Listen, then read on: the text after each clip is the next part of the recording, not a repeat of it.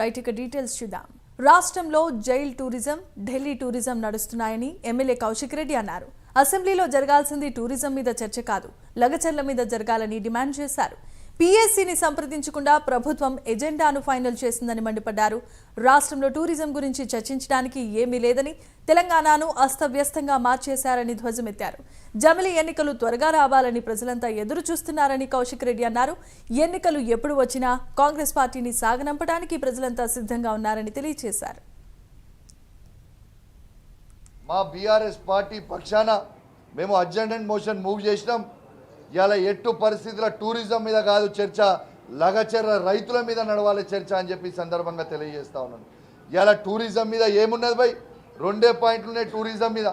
Delhi tourism పెరిగింది, jail tourism పెరిగింది తప్పితే ఇంకేమైనా టూరిజం పెరిగిందా అని నేను అడుగుతా ఉన్నాను. ఇలా టూరిజం మీద ఏముంటుంది చర్చ?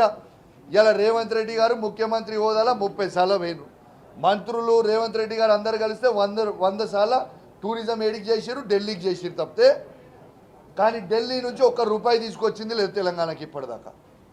ఇలా ఢిల్లీ టూరిజం, జైల్ టూరిజం తప్పితే ఏమీ నడుస్తలేదు తెలంగాణలో. కాబట్టి ఆ టూరిజం చర్చ అవసరం లేదు.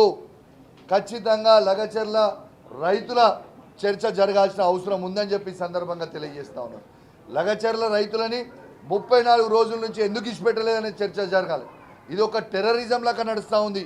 ఈ రేవంత్ రెడ్డి గారి ప్రభుత్వం ఒక టెర్రరిజం నడిపినట్టు నడుపుతా ఉన్నారని చెప్పి సందర్భంగా తెలియజేస్తా ఉన్నాను. ఇలా ఖచ్చితంగా